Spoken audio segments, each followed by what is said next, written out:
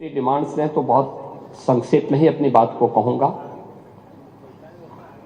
लेकिन मैं आपसे जरूर ये पूछना चाहूंगा।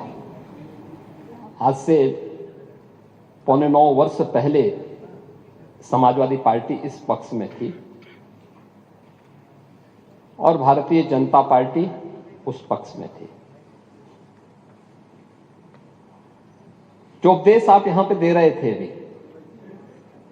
यही उपदेश उस समय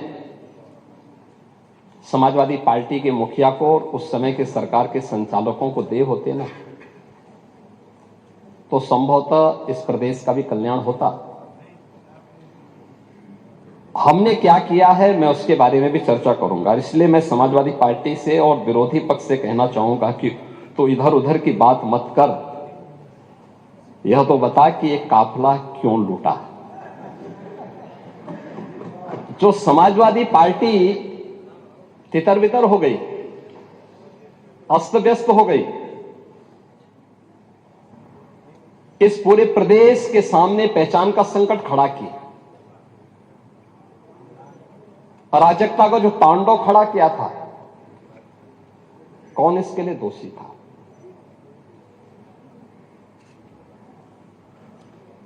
और मैं धन्यवाद दूंगा कि आपने बहुत सारी चीजों को स्वीकार किया कि हां अच्छा हुआ है। जैसे दुर्दांत माफिया और अपराधियों के प्रति सरकार की क्या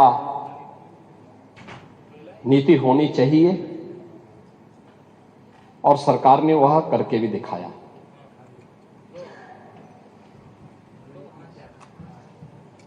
राज्य की अर्थव्यवस्था को आगे बढ़ाने के लिए स्पष्ट नीति हो और उन्हें लागू करने की दृढ़ इच्छा शक्ति हो तो परिणाम लाए जा सकते हैं। 4 आयाम उसके हैं और उन चारों आयामों पे सरकार ने किस रूप में कार्य किया है। कोई व्यक्ति हो, समाज हो, संस्था हो, इन सबको सबसे पहले चाहिए सुरक्षा। सुरक्षा का एक बेहतरीन वातावरण हो, कानून का राज हो, हर व्यक्ति के मन में सुरक्षा का एहसास हो, हर बेटी, हर व्यापारी अपने आप को सुरक्षित महसूस करे। यह किसी भी सरकार की पहली प्राथमिकता होनी चाहिए, और किसी भी सरकार की पहली प्राथमिकताओं में उन कार्यक्रमों को लेकर के जब सरकार आगे बढ़ती है तो उसके परिणाम भी हम सबके सामने आते हैं। और मुझे इस बारे में प्रसन्नता है, सुरक्षा का जो माहौल हमने दिया, आपने क्या किया क्या नहीं किया, उत्तर प्रदेश की जनता ने रिजल्ट दिया है। हमने क्या किया है क्या नहीं किया है, उत्तर प्रदेश की जनता रिजल्ट दे रही है, आगे भी देगी। महत्वपूर्ण रिजल्ट है क्या, हमारे बारे में प्रदेश के अंदर और प्रदेश के बाहर धारणा क्या है। 2017 के पहले, 2017 के बाद। पांडे जी, आप भी देश और दुनिया के अंदर जाते होंगे। 2017 के पहले उत्तर प्रदेश के बारे में लोगों की धारणा बहुत अच्छी नहीं थी, हमें भी बुरा लगता था, अच्छी नहीं थी। आज इस पक्ष के लोग या उस पक्ष के लोग, कोई भी बाहर जाता होगा, प्रदेश के अंदर भी आप जाते होंगे, अगर राजनीतिक प्रोग्राम में नहीं, आप सामान्य कार्यक्रम में जाएंगे तो सामान्य लोगों के मुंह से बात अवश्य आपको दिखती होगी कि हां, सुरक्षा का एक माहौल है, बेहतरीन माहौल है। हर व्यक्ति को इस बात का एहसास होता है। देश के अंदर कहीं जाते हैं, लोगों के मन में एक एहसास होता है कि हां, यूपी सुरक्षित है, अच्छा है, दंगा नहीं है, अराजकता नहीं है। आपको उदाहरण देना है तो मैं आपको बता सकता हूं, न्याय कैसे होता है?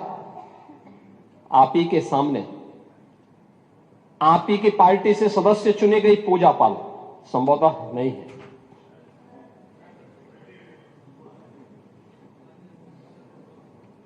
आपकी सदस्य थी, आपने उन्हें न्याय नहीं दिला पाए, नहीं दिला पाए क्योंकि हिम्मत नहीं थी। माफिया के सामने झुकना मजबूरी थी। आप उन गुंडों और माफियाओं के सामने एक गरीब बेटे को न्याय नहीं दे सकते थे। आप बात तो पीडीए की करते हैं, क्या वो पीडीए की पार्ट नहीं थी? और न्याय कैसे होता है ये हमारी सरकार ने तय किया। बेटी उस पक्ष की होगी, इस पक्ष की होगी, उसको न्याय मिलेगा, हर हाल में न्याय मिलेगा। और श्रीमती बिजमा यादव को भी मैंने बुलाया था, मैंने उनको कहा आपको सुरक्षा हम देंगे, आप चिंता की कोई बात नहीं। क्योंकि ये केवल एक सदस्य की बात नहीं, आपके और मेरे समर्थक की बात नहीं, सत्ता पक्ष और विपक्ष के समर्थकों की बात नहीं, प्रदेश की सुरक्षा का मामला है। प्रदेश की बेटी, प्रदेश की बहन और प्रदेश के हर व्यापारी को और हर नागरिक को सुरक्षा की गारंटी मिलनी चाहिए। ये सरकार की प्राथमिकता में है।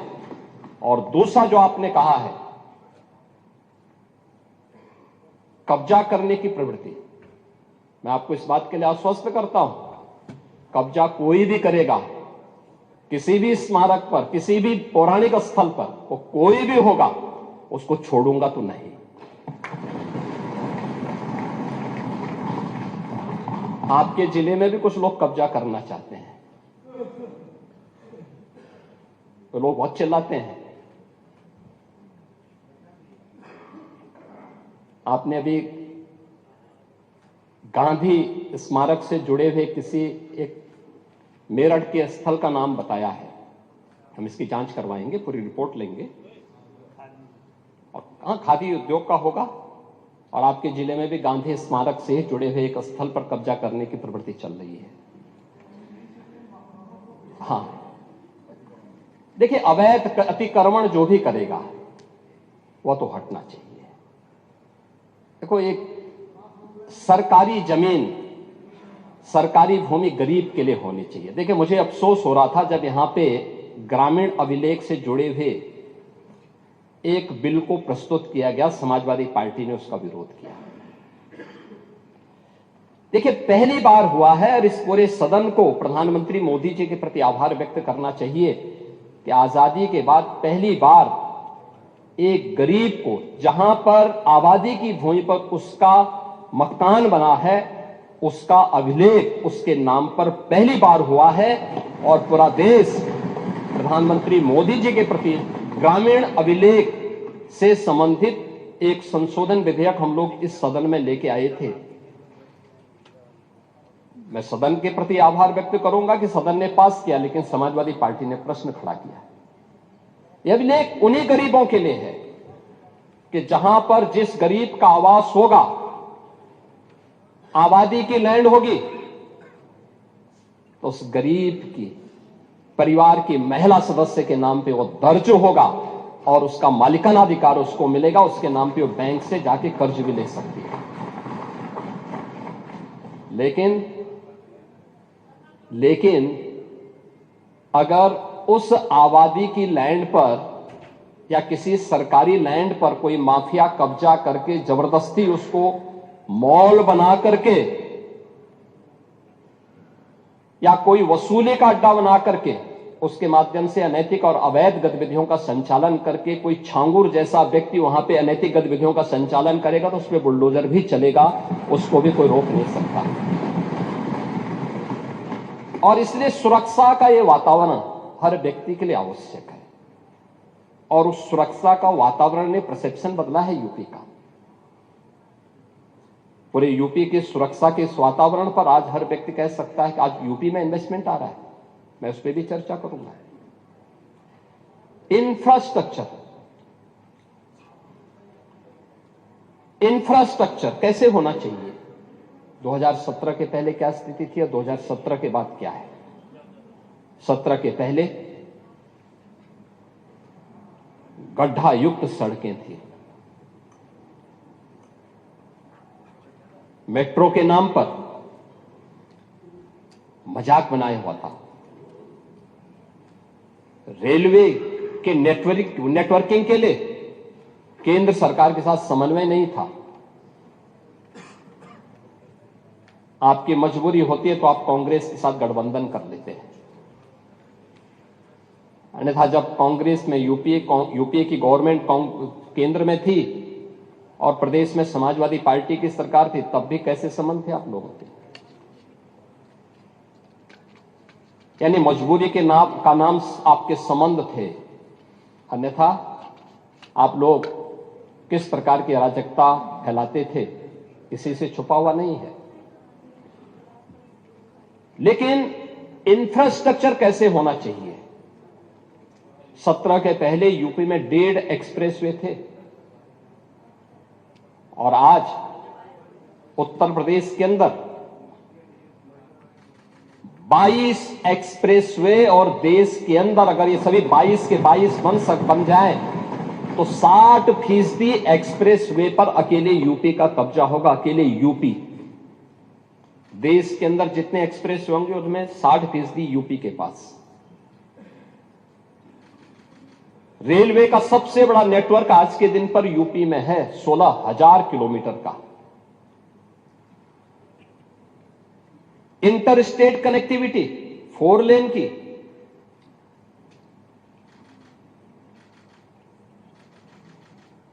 मेट्रो सिटी यूपी, देश के अंदर सबसे अधिक मेट्रो यूपी के अंदर, देश के अंदर सबसे अधिक एयरपोर्ट।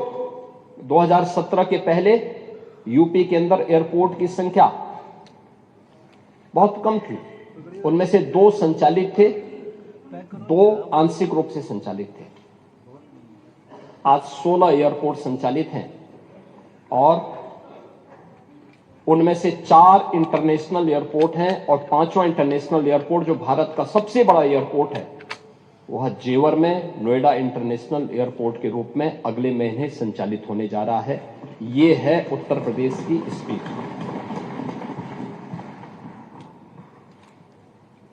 देश की पहली रैपिड रेल आज यूपी के अंदर चल रही है। देश का पहला वाटरवे यूपी के अंदर संचालित हो चुका है। ये प्रयागराज से हल्दिया के बीच में, वाराणसी हल्दिया के बीच में संचालित है। इसे प्रयागराज तक और फिर बलिया से अयोध्या तक इसको एक्सटेंड करने का एक कार्यक्रम चल रहा है। लेकिन यह सरकार की इच्छा शक्ति पर होता है। सरकार करना चाहिए तो हो सकता है, लेकिन जब सरकार नहीं करना चाहेगी, और इसीलिए मैं आपसे कहना चाहूंगा कि आप लोग बात बड़ी बड़ी करते हैं, लेकिन ये जो बड़ी बड़ी बातें आप लोग करते हैं ना, ये समाजवादी पार्टी का अहंकार है। जब व्यक्ति में अहंकार आता है तो कहता है कि मैंने ये कर दिया, लेकिन जब, इसीलिए कोई आपको सम्मान नहीं देता समाजवादी पार्टी को। 17 के पहले प्रदेश के सामने ये पहचान के संकट से प्रदेश तरसता था समाजवादी पार्टी के कारण, लेकिन आज हर उत्तर प्रदेश वासी सम्मान इसलिए प्राप्त कर रहा है क्योंकि काम सरकार की एक टीम कर रही है, परिणाम है, लेकिन दुनिया कह रही है कि यूपी के अंदर अच्छा हो रहा है, तो पूरा उत्तर प्रदेश सम्मान प्राप्त कर रहा है। यानी अहंकार तब आता है जब कहते हैं कि साहब हमने ये कर दिया, लेकिन सम्मान तब पाते हैं जब दुनिया कहती है कि आपने अच्छा कर लिया। और आज दुनिया कह रही है कि यूपी ने अच्छा किया है, अच्छा कर रही है, हर एक मामले में अच्छा कर रही है, लेकिन इंफ्रास्ट्रक्चर के मामले में भी ये अच्छा यूपी के अंदर है। एम्प्लॉयमेंट, आप एम्प्लॉयमेंट की बात कर रहे थे, आपने शिक्षाविद भरे तो थे लोक सेवा आयोग में भी और शिक्षा आयोग में भी। क्या क्या कारनामे किए थे उन्होंने, क्या क्या कारनामे किए थे। जो हाई स्कूल 3rd डिवीजन था, इंटरमीडिएट 3rd डिवीजन था, आयोग का अध्यक्ष हो गया था। जो उसका आयोग जो उसके लिए एलिजिबल नहीं था उसको आपने आयोग का अध्यक्ष बनाया था, और क्या क्या गुल खिला रहा था। यूपी के नौजवानों के साथ खिलवाड़ इस समाजवादी पार्टी से ज्यादा किसने किया है। आज मैं कह सकता हूं भर्ती जितनी पारदर्शिता के साथ हुई है, 8.25 वर्ष सरकार को होने जा रहे हैं, कल 8.25 वर्ष सरकार को होंगे पांडे जी, और 8.25 वर्ष में 9 लाख सरकारी नौकरी उत्तर प्रदेश के नौजवानों को बिना किसी घूसखोरी के प्राप्त हो जाए, ये पहले कभी नहीं हुआ, कभी नहीं हुआ। अभी आपने देखा होगा, और मैं तो आपसे भी कहूंगा, अभी हाल ही में हम लोगों ने 60,244 पुलिस कार्मिकों की भर्ती की थी, आरक्षी भर्ती की। सिद्धार्थनगर जनपद के बहुत सारे नौजवान थे, आपको बुलाना चाहिए था अपनी विधानसभा के नौजवानों को, उनके परिवार के सदस्यों को बुलाते, उनको सम्मान देते, अच्छा रहता। क्योंकि आप उनके चुने हुए प्रतिनिधि हैं, आपको बुलाने का अधिकार है। क्या इससे पहले कभी हुआ? हम इतने बड़े पैमाने पर भर्ती इसलिए कर पाए क्योंकि हमने इसके लिए उतना इंफ्रास्ट्रक्चर दिया है, इससे पहले इंफ्रास्ट्रक्चर नहीं था। देखिए यूपी के अंदर 17 के पहले पुलिस ट्रेनिंग के लिए हमारे पास कुल 3,000 की क्षमता थी। जब हम लोगों ने 2017 में पुलिस की भर्ती की व्यवस्था को देखा, कैसे इनकी ट्रेनिंग होगी, क्योंकि भर्ती नहीं करना, इनकी ट्रेनिंग भी करना है। वर्दीधारी फोर्स के लिए महत्वपूर्ण होता है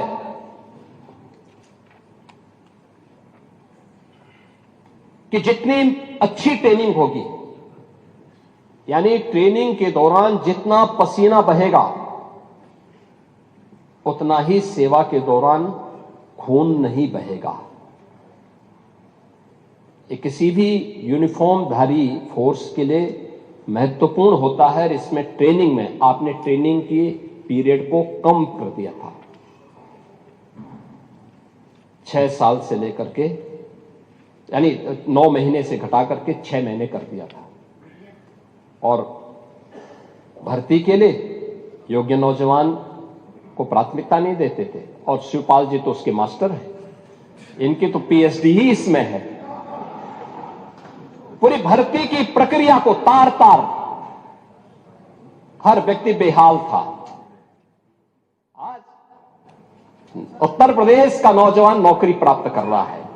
क्या शिक्षा में, क्या उत्तर प्रदेश लोक सेवा आयोग में, क्या अधीनस्थ सेवा चयन आयोग में, क्या पुलिस भर्ती बोर्ड में। और भर्ती की इस प्रक्रिया को ही पारदर्शी बनाने के लिए हम लोगों ने हरेक स्तर पर उस प्रकार के तंत्र को विकसित किया है। और इसीलिए शिक्षा आयोग में भी उत्तर प्रदेश के रिटायर्ड डीजीपी को बिठाया है कि जैसे माफिया की कमर तोड़ी गई है, नकल माफिया की कमर को भी वहां बैठ करके ऐसे तोड़ना है।